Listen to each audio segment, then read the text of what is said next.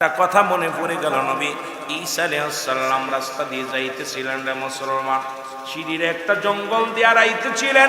হঠাৎ দেখে ঈসা আলাইহিস সালাম দেখে মুসলমান সামনে একটা মাথার খুলি দেখতে পাইলেন। জোরে বলেন আল্লাহু আকবার। এইবার খুলিটা দেখি ঈসা আলাইহিস সালাম দাঁড়ায় গেছে গো, দাঁড়ায় ডাকতে বলে রব্বে কারীম, এই খুলিটা কার? এই খুলিটার রহস্য আমি একটু জানতে চাই। আল্লাহ বলে ঈসা রে, তুমি খুলিকে হুকুম করো, ওই মাথার খুলি বলে দিবে তার পরিচয়। এবার খুলিকে জিগায়, খুলি রে তোমার নাম কি? তুমি কি ছিলে? জনগণ ছিলা না? তুমি নকলি ছিলা না নবী ছিলা না কোনো বাদশা ছিলা না ফকির ছিলা না? এই পৃথিবীর মধ্যে তুমি ধলা ছিলে না কালা ছিলা? তুমি দানবীর ছিলে না তুমি কিপটা ছিলা? এবং তোমার পরিচয়টা আমাকে দিয়ে দাও। সঙ্গে সঙ্গে খুলি সালামের জবাব দেয়, ওয়ালাইকুম আসসালাম। ও মুসলমান শোনো, লা ইলাহা ইল্লাল্লাহু ঈসা রুহুল্লাহ। জোরে জোরে চিল্লায় বলা যাবে না সুবহানাল্লাহ। এইবার খুলি জবাব দেয়, শুনে নাও আমার ঈসা নবী, শোনো গো, আমি ছিলাম এই তৎকালীন জামানা, আজ থেকে কয়েকশো বছর আগে গো, আমি ছিলাম দেশের প্রেসিডেন্ট, দেশের প্রধান ছিলাম, আমি একজন বাদশা ছিলাম। আমি কি ছিলাম? আমি একটা বাদশা। জোরে বলা যাবে না আল্লাহু আকবার। আমি অনেক উঁচু লম্বা ছিলাম, খাটো ছিলাম না উঁচু ছিলাম, চেহারার মধ্যে লাবণ্য, অনেক সুন্দর চেহারা ছিল, তাংরায় যুবক ছিলাম। পৃথিবীর মধ্যে প্রতি বছর কয়েকশো মুসলমান স্বর্ণ অলঙ্কার এগুলো মানুষেরকে দান করতাম, দান খরচ করতাম, মানুষকে খাওয়াইতাম। কিন্তু একটা জিনিস ভুল করেছি, সেটা হলো রব্বে কারীমকে আমি মানতে পারি নাই। জোরে বলেন আল্লাহু আকবার। সব ঠিক করেছিলাম, কিন্তু খোদা যে একজন আছে, আল্লাহ আছে, এটা মান। জাম বাদশা, আমার নাম হলো বাদশা জমজম। ঠিকানা বলে দিলেন। মুসলমান শুনে না, এবারে ডাকতে বলেন, তুমি কতদিন আগে ইন্তেকাল করেছো? বলে আজ থেকে 300 বছর আগে আমি ইন্তেকাল করেছি। কয়শো বছর? 300 বছর আগে আমি ইন্তেকাল করেছি।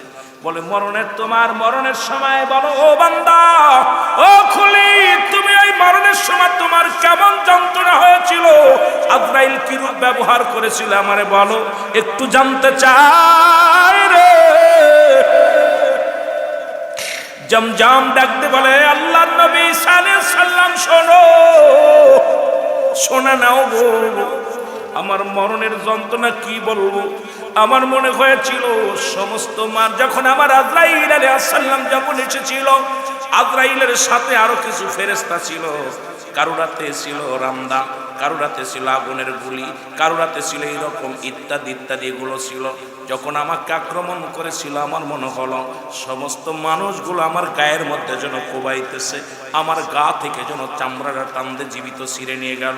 জমজম বলে, আল্লাহর নবী গো, যখন আমার রূহটা বাইর হয়েছিল, আমার মন বলেছিল আমি জীবিত মানুষ, আমার গায়ের চামড়াটা টানতে ছিঁড়িয়া লয়ে গেল। জোরে জোরে চিল্লায় বলো আল্লাহু আকবার। এত কষ্ট আমার হয়েছিল গো। জমজম বলে, পৃথিবীর মধ্যে এত কষ্ট আমি পাইলাম রে। ও যুবক, শুনে নাও, শুনে নাও, আমার ভাইরা, আমার বন্ধুরা। এবার আল্লাহর নবী সাল্লাল্লাহু আলাইহি সাল্লাম ডাকতে বলে, জমজম, ও জমজম শোনো গো, তুমি এত বড় বাদশা, তুমি তো জাহান্নামী না জান্নাতি? আমি জাহান্নামী। এই জাহান্নামের মধ্যে কি বলবো আপনাকে, এই জাহান্নামে কোনো সকাল আর সন্ধ্যা নাই। ওই যে জাহান্নামের ভিতরে আমাকে এত কষ্ট দিয়েছে, ওই জাহান্নাম থেকে আগুনগুলো তেরে তেরে আসে গো।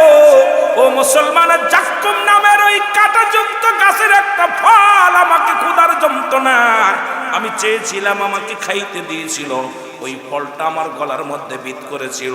তখন পিপাসায় কাতর হয়েছিলাম, তখন ওই না গরম পানি হায়নি পাশের গরম পানিগুলো আমাকে এনে দেওয়া হয়। ওই পানিগুলো খাওয়ার পর আমার পিছনের রাস্তা দিয়ে নাড়ি বুড়িগুলো বাইর হয়ে গেছে। জাহান্নামের ওই কঠিন আযাবের কথা কি বলবো নবী গো।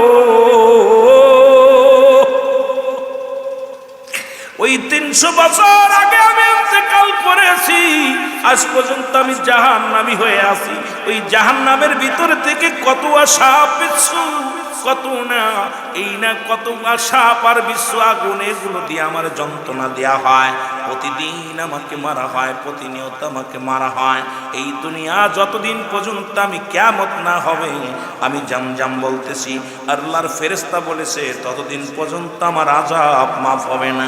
ঈসা আলাইহিস সালাম ডাকতে বলে, জামজাম রে, সবচেয়ে কত কষ্ট, এই ভয়ঙ্কর কষ্টের মধ্যে সবচেয়ে কি কষ্টটা তোমার বেশি মনে হয়েছে?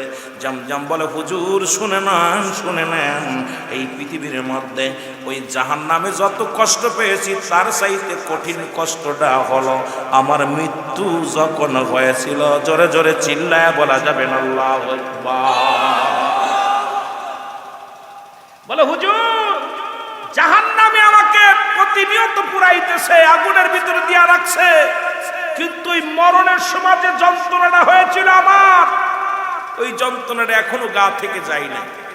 এ ভাইরা, আজরাইল আমার জানটা নিয়েছিল 300 বছর আগে, মরে 3000 বছর আগে, 300 বছর আগে বা এতদিন আগে ইন্তেকালের পরে বলতে, এ নবী ঈসা আলাইহিস সালাম, ওই সত্তার কসম করে বলতেছি আমার সেই মৃত্যু যন্ত্রণা যায় না।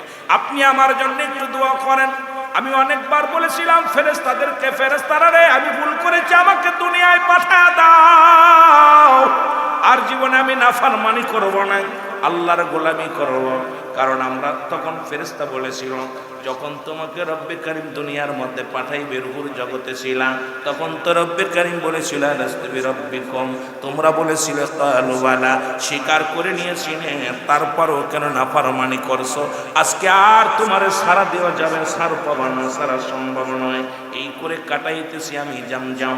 আল্লাহর কসম করে বলি নবী গো, একটু দোয়া করতেন, আল্লাহ যদি আমার ওই জাহান্নামের আগুনটা একটু হারাম করে দিত, আল্লাহ যদি আমার একটু দয়া করত। এ মুসলমান, আল্লাহর নবী হাত উঠায় দিল, জিবরিল আমিন ডাকতে কই, নবী গো আপনি হাত উঠাইছেন, তো নাফরমান আল্লাহ মানে না, সুতরাং পৃথিবীর কোনো দোয়াই কবুল হবে না। পৃথিবীর মধ্যে দেবদেবীকে খোদা বানায় আসছে, ও জীবনেও কোনোদিন ক্ষমা পাবে না। জোরে বলেন আল্লাহু আকবার। সারা জীবন শিরকি গুনাহ করছে, আর এত পরিমাণ শিরকি গুনাহ করছে যে আল্লাহ সইতে পারে না। সুযোগ দিয়েছিল আল্লাহ তাকে, পৃথিবীর বড় বাদশা বানাইছিল।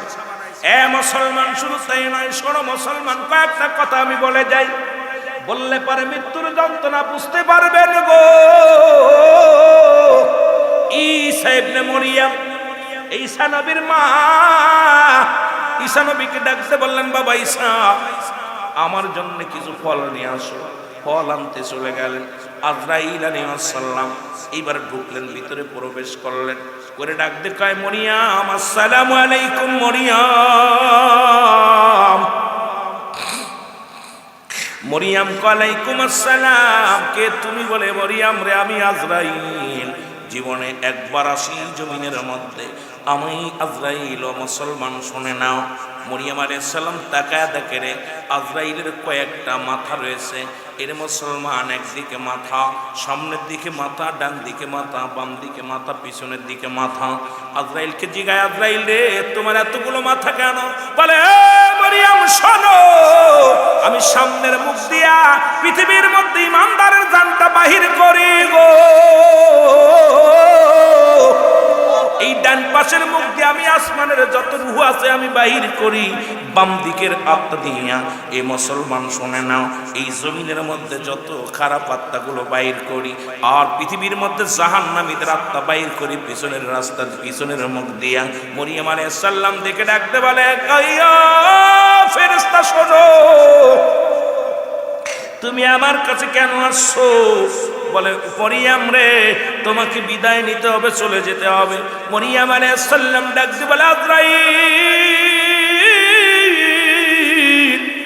আমাকে একটু সুযোগ দাও, আমার কলিজার টুকরা ঈসা আলাইহিস সালাম গেছে বাজারে, বাজার থেকে আসলে পরে তারপরে আমার রূপটা নাও, আমি আমার সন্তানকে একটু বোঝায়া যেতে পারবো, কারণ আমার সন্তানের বাবা নাই, আমি মরিয়াম বাবা, আমি মরিয়াম মা, একটু সুযোগ দাও। আমার আজরাইল সালাম ডাকতে বলে, আজরাইল ডাকতে বলে মরিয়াম কোনো সুযোগ হবে না, কোনো আপিল হবে না, আল্লাহ রাব্বুল আমিন আমাকে নিতে পাঠাইছে, আর দেরি নয়, এখন বিদায় নিতে হবে গো। মরিয়াম আলাইহিস সালাম বিদায় হয়ে গেলেন। ও মুসলমান, গভীর অনেক লম্বা আলোচনা সংক্ষিপ্ত করতে হবে। মরিয়াম আলাইহিস সালাম বিদায় হয়ে গেলেন, ঈসা আলাইহিস সালাম ঘরে ফিরলেন, দেখে মা দুনিয়ার মধ্যে নাই। মাকে আবার জাগাইলেন। মা ঘুম থেকে উঠিয়া মুসলমান মৃত্যুকে জিন্দা বানানোর পর মাকে ডাকতে বলে, মা তোমার মৃত্যুটা কেমনে হয়েছে বলো।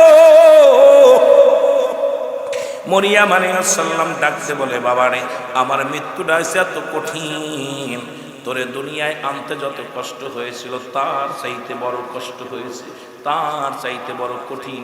আমার মন বলে আমি জীবিত মানুষের ভিতরে থেকে কলিজাটা টান দেখে যেন বাইর করে নিছে বাবা, সমস্ত অঙ্গ প্রত্যঙ্গ যন্ত্রণায় আমি ছটপট করি। এরে আল্লাহ ডাকতে বলে, আজরাইল, ও জিবরিল, আজরাইল তোরে আজা, এরে আমার ঈসা নবীর মারে জানায়া, ঈসারে জানায়া তো রূহটা কেমনে বাইর করা হয়েছে বলো। জিবরিল আমিন দুনিয়ার মধ্যে আগমন করলেন।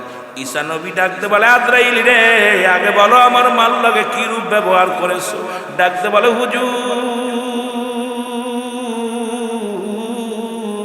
আসমানে আমার মাথা, জমিনে আমার পাও, এই দুনিয়ার সমস্ত পানি যদি আমার মাথায় ঢেলে দেওয়া হয় একটু পানি জমিনের মধ্যে পড়বে না। আমি আজরাইল একমাত্র ঈমানদারের জান কবজ করার জন্য দুনিয়ার মধ্যে আগমন করি। কোন মুনাফিক, কোন কাফের, জাহান্নামীদের জান কবজ করার জন্য আমি দুনিয়ার মধ্যে আগমন করি না। উপর থেকে এমন একটা চিৎকার মারি, এই রুহটা বাইর হয়ে যায়, কান দিয়া নাক দিয়ে রক্ত বাইর হয়ে যায়, একটা অঙ্গ বেঁকা হয়ে যায়, হাত পা মুসলমান বেঁকা হয়ে যায়, চোখ দুটি বড় হয়ে যায়, জিহ্বা বড় হয়ে যায়, একটা অঙ্গ পড়ে যায়, পায়খানা প্রস্রাব পর্যন্ত করে দেয়। ওদের মৃত্যুটা ভয়ঙ্কর, মরো কষ্ট দিয়া মৃত্যু দিয়ে। জোরে বড় আল্লাহু আকবার। এই মাইকটা ঢ্যাপ ঢ্যাপ করে, মাইকের সাউন্ড বাড়ায়, মাইকে ঢ্যাপ ঢ্যাপ করে। এ আমার ভাইয়েরা, আমার বন্ধুরা, আমার যে কথা বলতেছিলাম গভীর মনোযোগ। এবার ঈসা আলাইহিস সালাম বলে, আজরাইল আগে বলো আমার মার সাথে কি রূপ ব্যবহার করছো গো। বলে, হুজুর আপনার মায়ের রূহটা বাইর করেছি, শুধু মায়ের কোলে দুধ খাইতে খাইতে সন্তান যেমনি ঘুমায়া যায় আপনার মায়ের রূহ তেমনি বাইর করেছি, কোনো কষ্ট দিই নাই। ঈসা নবীর মা ডাকতে বলে, বাবা ঈসা রে এই মৃত্যু যদি এত কঠিন হয় রে, এই মৃত্যু যদি এত কঠিন হয় তাহলে ওই কঠিন মৃত্যুটা কত কঠিন রে। ও যুবক ভাইরা শোনো গো, প্রত্যেকেরই মরণের পেয়ালা পান করা লাগবে। স্রষ্টার মৃত্যু নাই, সৃষ্টির মৃত্যু আছে। আমরা যেহেতু সৃষ্টি জগতে পড়েছি, সকলেরই মরণের পেয়ালা পান করতে হবে। জোরে জোরে চিল্লায় বলা যাবে না, ঠিক কিনা? আমার মরণ শিবে কখন কেউ তো জানি না। আমার মাইকে না টানলে কথা বলা যায়। এই আমি চলে যাব, আমায় তোমরা বইলা যাইও না। আমি চলে যাব, আমায় তোমরা না। আমার মরণ আসিবে কখন কেউ তো জানি না। আমার মরণ আসিবে। টাকা পয়সা দালান কোটা যাহা করেছি সব কিছু ফেলাইয়া আজি একাই চলেছি। আমি যাবার কালেও ভেবে দেখি আমার কেহ নাই। আমি যাবার কালে ভেবে দেখি আমার কেহ নাই। আমার মরণ আসিবে কুল্লু মান আলাইহা সব শেষ করে দিবে কে? আল্লাহ ডাকতে বলে, বান্দা শুই না নাও, এই জমিনের মধ্যে যা কিছু আছে আমি আল্লাহ সব চূর্ণ বিচ্ছিন্ন করে দিব গো। এই জমিনের মধ্যে আমি মাটিগুলো রাখবো না। কুল্লু মান আলাইহা, সব শেষ। আল্লাহ কয় বান্দা জমিনটা আমি পুরা তামা বানায় দিব। এই জমিনটার জন্য কত মানুষকে ঠক দিলা, কত মানুষের মাল হরণ করলাম, কত মানুষের কষ্ট দিলা, পরের হাতাল বেকা করে তুমি জমি বাড়াইলা, কত অসহায় মানুষের কষ্ট দিলা। এর তিনটা শ্রেণী মানুষ, মৃত্যুর আগেই তাদের বিচার হয়। আল্লাহ কয় নবীর জানা দিতে হাবিব, এই তিন শ্রেণী মানুষের বিচার মরণের আগেই আল্লাহ করে দেয়। তার মধ্যে এক নম্বর হলো, এক নম্বর দুনিয়ার মধ্যে কোনো নারীর যদি কোনো নারীর নামে মিথ্যা তহমত দেওয়া হয়। আজকে মুসলমান শোনো, অনেক যুবক বাবারা আছেন, সেরিগেরে দেখলেই, বেপরদায় দেখলেই বলা যাবে না ওই মহিলাটা বাজে মহিলা, মন্তব্য করা যাবে না। আমার আল্লাহ বড় কষ্ট পায়, রাসূল বড় কষ্ট পায়। এই যে আমাদের দেশের একটা রেওয়াজ হয়ে গেছে, হয়তো কাপড় একটু যদি কাপড় যদি পাতলা গায়ে দেয়, যদি বেহুদা চলে, আমরা মনে মনে ধারণা করে নি মেয়েটা পচা। আসলে না, আল্লাহ বলছেন শুনে নাও, রাসূল বলছে আমার আল্লাহ পাক মৃত্যু পর্যন্ত অপেক্ষা করে না। ওই সমস্ত মানুষের বিচার দুনিয়ার মধ্যে মৃত্যুর আগেই করে দেয়।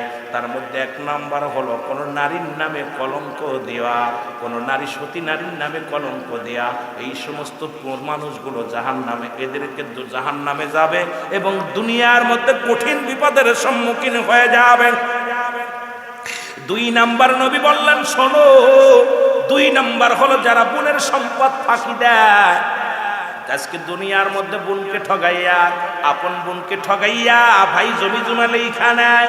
ও মুসলমান, এদের মধ্যে আবার এতিমের মাল ভক্ষণকারী যারা আছে, এই দুই শ্রেণীকে একসাথে জুড়াইয়া দিছে। এ মুসলমান দুইয়ের মধ্যে দুইটা কাজ করেছে। এক নম্বর হলো এতিমের মাল ভক্ষণকারী, দুই নম্বরের মধ্যে পড়ছে ভাই হইয়া বোনের সম্পদ মুসলমান নেওয়া। এই দুই শ্রেণী মানুষ। তিন নাম্বার মানুষ হলো যারা দুনিয়ার মধ্যে কালো জাদু করে, এই দুনিয়ার মধ্যে কালো জাদু টুনাবান মারে। এই সমস্ত তিন শ্রেণী মানুষদেরকে আল্লাহ পাক মৃত্যুর আগেই তাদের গজব, দুনিয়ার মধ্যে কঠিন কঠিন রোগ, কঠিন কঠিন আযাব, কঠিন বিপদ, কঠিন মুসিবাতের মধ্যে আল্লাহ ফেলে দেয়। মৃত্যু পর্যন্ত অপেক্ষা করে না। আমার আল্লাহ জোরে জোরে চিল্লায় বলা যাবে না আল্লাহু আকবার। তিন শ্রেণী মানুষ আমি দেখি আমার দৃষ্টিতে এখন অধিকাংশ জায়গায় একই অবস্থা, তিনটের মধ্যে আছে, তিনটার মধ্যে আছে। আমার ভাইয়েরা, আমার বন্ধুরা, আমার যে কথা বলতেছিলাম দিলের কান্ডা লাগা শুনে নাও। ও যুবক, সব কিছু চূর্ণ বিচ্ছিন্ন করে দিবে আমার আল্লাহ। আল্লাহ কয় বান্দা যেদিন কিচ্ছু বলতে কিচ্ছু থাকবে না, সেদিন থাকবো শুধু আমি আল্লাহ। জোরে বলা যাবে না মারহাবা। কে থাকবে? আল্লাহ থাকবে।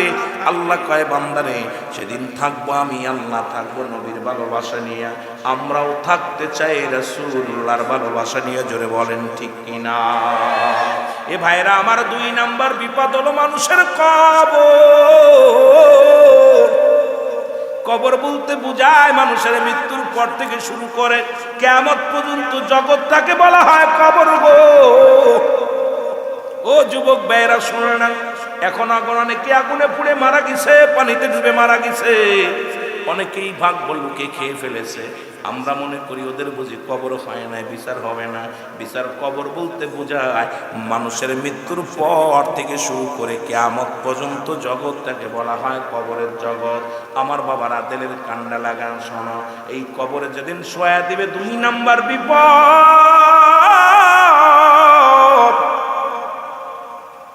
এই কবরে শোয়ানোর পর একজন ফেরেশতা আসবে, নাম তার নোমান ফেরেশতা গো।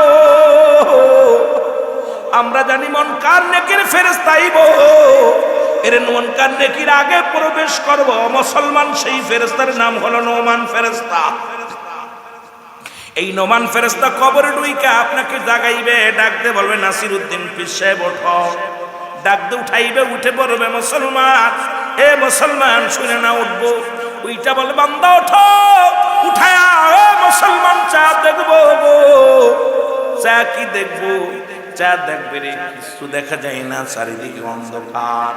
ডান দিকে অন্ধকার, বামে অন্ধকার, পিছনে। আজ তুমি যে ঘুম ঘুমাইছো আর এই ঘুম ভাঙবে না। শুনে নাও, শুনে নাও, এর আল্লাহ রাব্বুল আলামিন তোমাকে রূহ দিয়েছিল। পরে যে আজরাইল আলাইহিস সালাম রূহটা বাইর করেছে, দুই পাশে কেরামান কাতিবিন দুজন ফেরেশতা তোমার জীবন বৃত্তান্ত লিখে রাখছে। 80 বছর 50 বছরের জিন্দেগিটা যা করেছো সব লেখা আছে রে বান্দা। শুধু তাই নয়, আমি তোমাকে জিন্দা করলাম, তোমার আমল নামা নিয়ে আমি কবরে হাজির হয়ে গেছি। এইবার হাতের মধ্যে দিয়ে দিবে নেক আমলের চিঠিখানা, হাতের মধ্যে দিবে, দুইখানা কাগজ থাকবে হাতের মধ্যে। হাতের মধ্যে নিয়ে থাকবে বান্দা 80 বছরের জিন্দেগি কত তো নামাজ আদায় করেছো, কতটা মানুষের ইসলামের দাওয়াত দিছো, কত জায়গা তুমি ভালো কর্ম করেছো। দুনিয়ার মধ্যে তুমি ভালো ভালো যত কর্ম করেছো, নামাজ রোজা হজ যাকাত করেছো। বান্দা ডাক দিয়া বলবে বান্দা, ফেরেশতা ডাকতে বলে বান্দা লিখে দাও। ওই কবরের ভিতরে মুসলমান কোন টিপসই চলবে না, কোন মূর্খগিরি চলবে না। ওই দুনিয়ার তো টিপসই চলে লেখাপড়া না জানলে গো, কিন্তু কবরে কোন টিপসই চলবে না। কবরে যার যার আমল নামা তার লিখে দেওয়া লাগবে। জোরে বলেন আল্লাহু আকবার।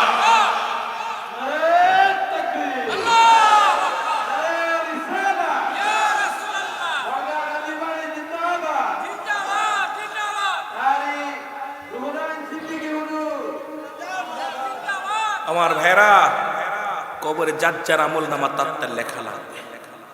এটা কেউ আপনার টিপসই চলবে না। ওদিন লিখে দিতে হবে যে আমল নামা কেরামন কাতিবিন দুজন লিখে রাখছে, এটা আপনার সামনে জমা দিবে। লেখো, দেখে দেখে লেখো। এ মুসলমান গভীর মনোযোগ। বান্দা ডাকতে বলবে ও ফেরেশতা আমি লাগবো কেমনে, আমার কাছে তো কলম নাই। ডাকতে বলবে বান্দা কলম হলো তোমার ডান হাতের শাহাদাত আঙ্গুল মোবারক। জোরে জোরে চিল্লায় বলা যাবে না আল্লাহু আকবার। আমি যুবকদের পায়ে ধরে বলে যাই, এই হাত দিয়া গাজার ধরিস না, মদ ধরিস না, এই হাতের মধ্যে বিড়ি দিস না, বিড়ি সিগারেট দিস না, এই হাত দিয়ে হারাম জিনিস ধরিস না, এই হাত দিয়ে সুদের টাকা ধরিস না, এই হাত দিয়ে হারাম কাজ করিস না, এই হাত দিয়া মদের প্যান্ডেলের টাকা দিস না, গাজার প্যান্ডেলের টাকা দিস না। এই হাতের শাহাদাত আঙ্গুল মোবারক হবে আপনার আমার কলম। আমার দেশে অনেক মৌলবী সাহেব এই আঙ্গুলের মধ্যে চুন দিয়া খায়। আমি আলেম সাহেব যে আঙ্গুলের এত দাম, যে আঙ্গুলের ইশারায় নবীজি চন্দ্র দ্বিখণ্ডিত করেছিল, এই আঙ্গুলের মাথায় চুন জড়াবেন না, এই আঙ্গুলটারে পবিত্র রাখবেন। এই হাতের ডান হাতের শাহাদাত আঙ্গুল মোবারক হলো আপনার কলম। জোরে বলো আল্লাহু আকবার। ডান হাতের শাহাদাত আঙ্গুল মোবারক হবে কলম। ডাকতে বলবে বান্দা আমি কলম পাইলাম, এখন কালি পাইব কই গো। বান্দা বলবে ফেরেশতারে আমি কলম পাইলাম, কালি পাইব কই। বলে কালি হলো বান্দা তোমার মুখের থুতু মুবারক। আমি আপনাদেরকে পায়ে ধরে বলে যাই, বড়গাঁও গাজীবাড়ি, ও গাজীবাড়ির লোকেদের জানা দেয়া যায়, বড়গাঁও লোকেদের জানা দেয়া যায়, এই মুখটারে পবিত্র রাখ। আমার আল্লাহ 10 মাস 10 দিন মায়ের গর্ভে রেখেছিল।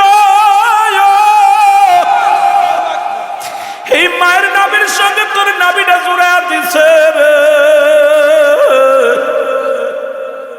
এই মুখতে মাওলার জিকির করবি, এই কারণে মুখতে তোরে কুরক্ত খাওয়াই নাই। এই মুখটা দিয়ে আল্লাহর জিকির করবি, আল্লাহর ডাকবি, এই জন্য মুখটার মধ্যে তোরে কুরক্ত দেয় নাই। এরে মুসলমান আরাম ঢুকাই নাই। আর সেই দুনিয়ার মধ্যে সেই মুখের মধ্যে বিড়ির মধ্যে টান মারিস, গাজার মধ্যে টান মারিস, মদের মধ্যে টান মারিস, এই মুখ দিয়ে হারাম হালাল খাস। আমি আপনাদের পায়ে ধরে বলে যাই, এই মুখটারে পবিত্র রাখার দরকার আছে কি না?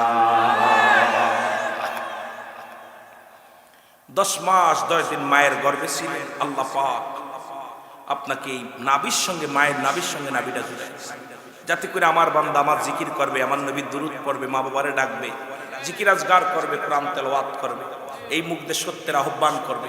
এই মুখটার ভিতরে আল্লাহ হারাম ঢুকায়, কুরক্ত দেয় নাই।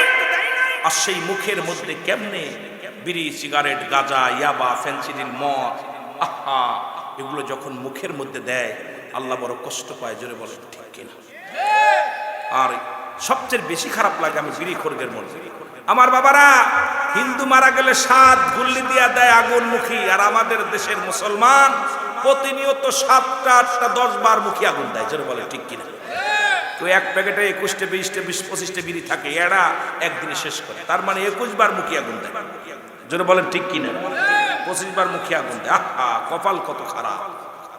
এই জন্য আমি যে একটু আগে এই কিছুদিন আগে একটা গজল গাইছিলাম যে কবরেতে আগুন পাবি বিড়ি পাবি না, খারে জম্মের খাওয়া যত খাবি খা, জোরে বলে খারে জম্মের খাওয়া যত খাবি খা, কবরেতে আগুন পাবি বিড়ি পাবি না, বলো কবরেতে আগুন পাবি।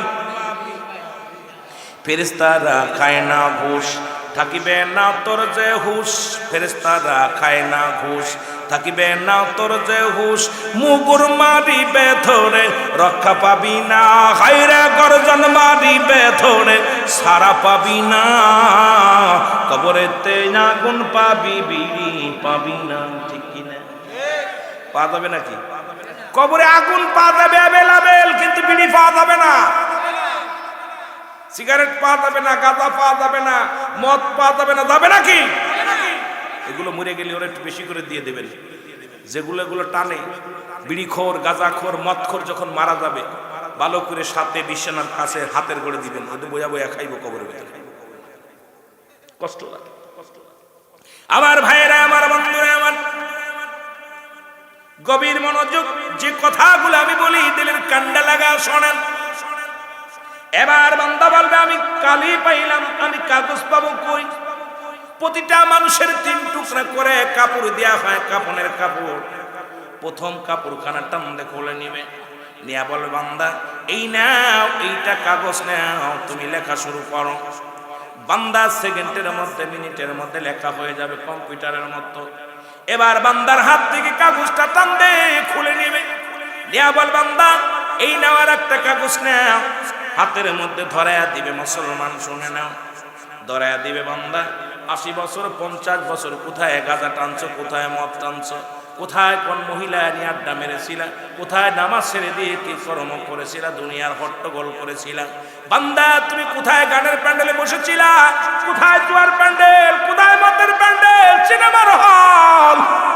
বান্দার সামনে যখন হাজির করে দিবে ফেরেশতা, ডাক দে বলে, ফেরেশতা বলে বান্দা আমি তো লেখি নাই, আমার বাবারা আমার, আমি তো অন্যায় করি নাই। সঙ্গে সঙ্গে ভিডিও ফ্লেজগুলো টান দেওয়া হবে, টান দিয়ে দেখানো হবে বান্দা অমুক তারিখে অমুক দিন অমুক মাস অমুক বছর এত সেকেন্ড এত সময় এত ঘন্টার মধ্যে তুমি অন্যায়টা করেছিলে। বান্দা পলানোর কোনো জায়গা থাকবে না বাবা, পলানোর কোনো জায়গা থাকবে না। আপনি পলাবেন কোথায় যাইয়া, কোথায় ছাড়বেন? মুসলমান শুনে নাও, ডাক দে বল, বান্দা বলবে ফেরেশতা আমি এগুলো করি না। বলো তুমি করো নাই, দেখো সামনে একদম হাজির হয়ে যাবে। বান্দা লজ্জা পেয়ে যাবে, মাথা নত করে থাকবে। ফেরেশতা বল বান্দা তাড়াতাড়ি লেখো। মুসলমান শুনে নাও, ওই বান্দা যখন লিখবে না, ডান দিক থেকে চাপ দিবে, ডান দিকের হাড্ডিগুলো বাম দিকে চলে যাবে, বাম দিকের হাড্ডিগুলো চাপ দিবে, বাম দিক থেকে ডান দিকে চলে আসবে, উপর নিচে করে মাটি চাপ দিবে গো।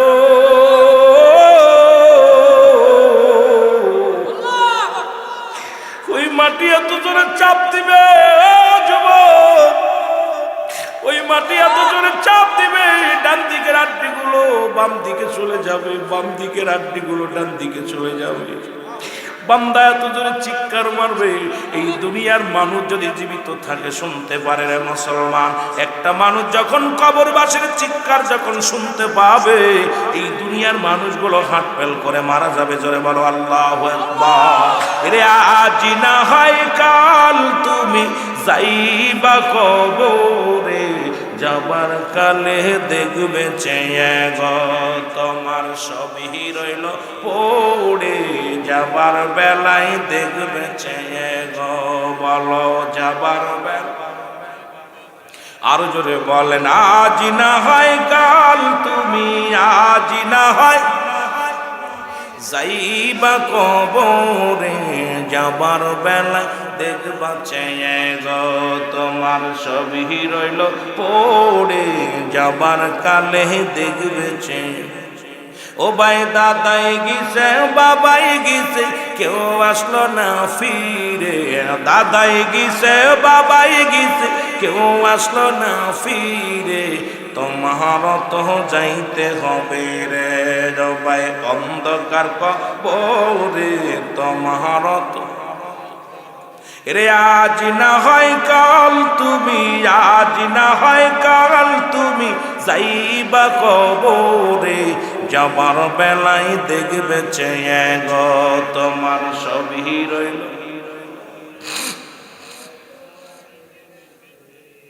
এ ভাই কত টাকাওয়ালা বাড়িওয়ালা, ঘর থেকে 3 তলা থেকে নিচেই নামাবে গো, বারান্দায় তোর জায়গা হবে না, উঠানে পড়ে থাকবে লাশ। এই যে আপনাদের কোথায় এই কুমিল্লার জমিনে ব্রাহ্মণবাড়িয়ায় মুসলমান একজন মারা গেল কিছুদিন আগে, গত সপ্তাহের কাহিনী। উনি ছিলেন মুসলমান সেনাবাহিনীর কর্নেল। এর মারা যাওয়ার পর 2 ছেলে 2 মেয়ে রেখে মারা গেছে। মরে যাওয়ার পর ওনার লাশটা 1 দিন নয় 2 দিন নয়, লাশগুলো মুসলমান শুনে প্যালেসের মধ্যে আছে, লাশ বহনকারী গাড়ির মধ্যে আছে। ছোট ছেলে কয় নামাবো না, বড় ছেলে কয় নামাবো না। অপরাধ কি? উনি অসুস্থ হওয়ার পর পেনশনের টাকা উঠায় মেয়েদেরকে ভাগ করে দিছে। মেয়েদেরকে দেওয়ার কারণে ছেলেরা কয় আমার জায়গার মধ্যে আব্বার কবর দিব না, বড় ছেলে কয় আমার জায়গা কবর দিব না। আরে কর্নেল সাহেবের লাশ এ মুসলমান দেখেছেন ফেসবুকের মধ্যে, ইউটিউবের মধ্যে দিছে গো। বড় ছেলে কয় আমার বাবার লাশ আমরা গ্রহণ করব না, ছোট ছেলে কয় গ্রহণ করব না। গাড়ির মধ্যে রয়েছে, কবরের জায়গা নাই। অত সোনার বিবি বললেন উনি জগতের মধ্যে 27 বিঘে জমি রেখে গেছে, 1-2 বিঘা নয়, 27টা বিঘে জমি করেছে শুধু ইনকাম করে নিজের টাকা দিয়ে। এত জমি থাকা পর কবরে দিবে এই জায়গাটা তার হয় না। 3 তলা বাড়ি, ঢাকার শহরে বাড়ি, এই ব্রাহ্মণবাড়িয়ার জমিনে বাড়ি, তারপরেও তার কবরটা দেওয়ার জায়গা হয় না। আইরে দুনিয়ার মানুষ কার জন্য তুমি এত বাহাদুরি করো? ফিরাউন নমরুদ, কারণ যারা খোদাই দাবি করলো তাদের কল্লা নিয়ে গেছে, তোমারও নিয়ে যাবে, কেউ থাকবেন না, থাকার সম্ভাবনা। জোরে বলেন ঠিক কিনা? এর ঘর করলা বাড়ি করলা সবই যাইবা সে রে, ঘর করলা বাড়ি করলা সে রে, যেদিন আজরাইল ধরা দিবে রে ভাই। আহা, ঠিক কিনা? আবার এই কুমিল্লার মধ্যে একজন ইমাম 7-8 বছর ইমামতি করছে। আপনাদের কুমিল্লায় বেশি দূরে নাই রে। উনি ইন্তেকালের পরে যখন বিশ্ব রোড হইতেছিল তখন ওনার লাশখানা উত্তোলন করলো। আমরা আশ্চর্য হয়ে গেছি লাশখানা দেখে। ওই লাশের কাফনের কাপড় পচে নাই, লাশটা পচে নাই। এবার সাংবাদিকরা ওনাকে জিজ্ঞাসা করা হলো, উনি ওনার ছেলে বললেন আমার এমন একটা, আমার বাবা যান, আমার আব্বা যান, একদিনের ঘটনা উনি বললেন, ও সাংবাদিক ভাইরা শোনো, একদিন আমি ইন্টার ক্লাসে পড়ি, ফার্স্ট ইয়ারে পড়ি, বাড়িতে আসলাম, বাড়ি আসিয়া খাবার নিয়ে যখন বসেছি, আমার আব্বা আসিয়া সামনে থেকে ভাতের প্লেটটা টান দিয়ে বলল, বাবা ভাত আমি দিব তবে খাবা। খাওয়ার আগে বলে যায় তুমি এখন থেকে খানা খাইয়া তুমি জোহরের নামাজটা আদায় করবা, যদি আদায় না করো বাবা রাতের খানা বন্ধ হয়ে যাবে। সাংবাদিকরা বললেন আমি এমন একজন বাবার সন্তান